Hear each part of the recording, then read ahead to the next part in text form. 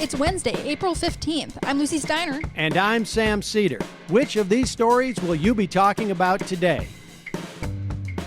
Donald Trump has found a scapegoat for his miserable handling of the coronavirus crisis, the World Health Organization. As punishment, he's going to freeze its funding, because if we're going down, we might as well take an international aid organization with us. Meanwhile, a new report shows that banks actually have the power to take away your stimulus check if you owe them money, while millionaires are getting yet another tax break.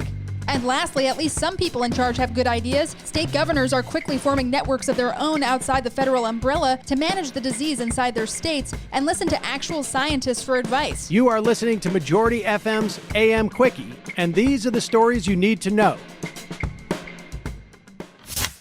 Donald Trump ordered his administration to freeze funding to the World Health Organization for an unspecified amount of time on Tuesday, lashing out at the international organization in the hopes that anyone would stop blaming him for the horrific crisis in the U.S. Trump told reporters during a briefing on Tuesday afternoon that, quote, so much death has been caused by their mistakes, unquote. Sounds like a classic case of projection. And listen to what he blamed the WHO for: trusting the Chinese government too much in the early stages of the pandemic. But recall back in January, Trump was the one heaping praise on the Chinese. And in February, he was praising the WHO. But then the reality of the disease hit. He was drastically unprepared, and now he needs someone to blame. As a result, a massive organization will suffer. In 2019, the U.S. donated $533 million of the WHO's roughly $6 billion budget. That's a pretty sizable chunk. Meanwhile, the country is still in crisis. New estimates of the death toll in New York City show that previous numbers were low, and that the real toll is somewhere north of 10,000 deaths in the city alone. New York City's outbreak per capita is far worse than Italy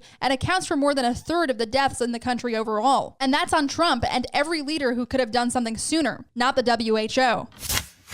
The financial crisis caused by the coronavirus is only getting worse, unless you're a millionaire, of course. A new report by the Washington Post shows that some 80% of the tax benefits that got slipped into the coronavirus aid package will benefit millionaires. Less than 3% of those benefits will go to anyone making less than $100,000 a year. That's the American dream in action, baby. For those of us at the bottom, there's even worse news. A report by the American Prospect found that there's absolutely nothing to legally stop banks from taking individual citizens' $1,200 stimulus checks if they owe money in debt. Here's how it works, basically. If the account the IRS is going to direct deposit your check into is in the red, or if you owe money to that bank in another form, the bank can snag your check before you even get a chance to use it. The Trump administration knows this and told the banks as much. Meanwhile, printing of physical checks for people who don't have direct deposit set up with the IRS also hit a snag. The Trump administration stalled the process so that Trump's name could be printed on the checks. You heard that right. And what are the Democrats doing during all of this? Glad you asked. Today they released a plan to help laid-off workers keep their health benefits by subsidizing and extending the existing COBRA program.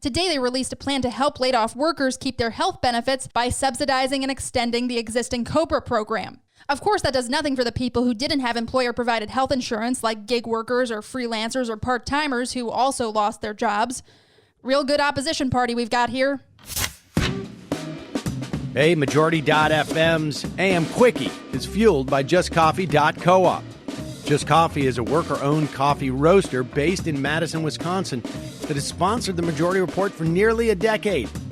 Check out their collection of fair trade roasts, including our own Majority Report blend, and regardless of what you order, receive 10% off of your order when you use the code MAJORITY at checkout. All shipping, of course, is free. That's coupon code MAJORITY at justcoffee.coop.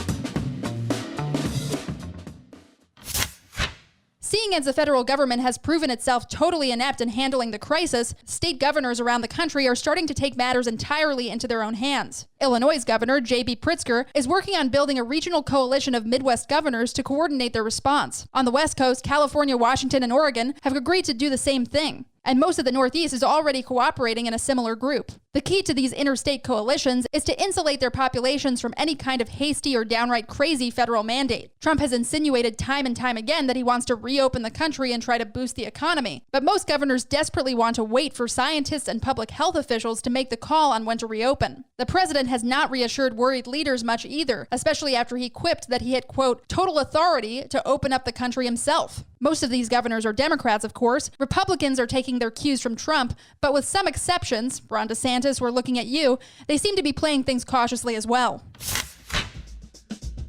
And now for some quicker quickies. Quicker Quickie. Rita Wilson, who with her husband Tom Hanks was one of the first high-profile celebrities to contract coronavirus, said she was given hydroxychloroquine during treatment. The drug, she said, had, quote, extreme side effects, adding that we still don't know how helpful it is. Thousands of frontline healthcare workers who are in the country thanks to the DACA immigration program are currently waiting for the Supreme Court to decide whether or not Trump will be allowed to shut the program down. The court is expected to announce its decision by the end of June. In a move that should surprise no one, Trump's Environmental Protection Agency decided on Tuesday that it would not tighten restrictions on industrial soot emission, despite a new study that showed the emissions could make people more likely to die from coronavirus. Finally, after months of campaigning with the race almost certainly over, Joe Biden has Barack Obama's endorsement. The former president endorsed his former VP in a live video on Tuesday. Quickies.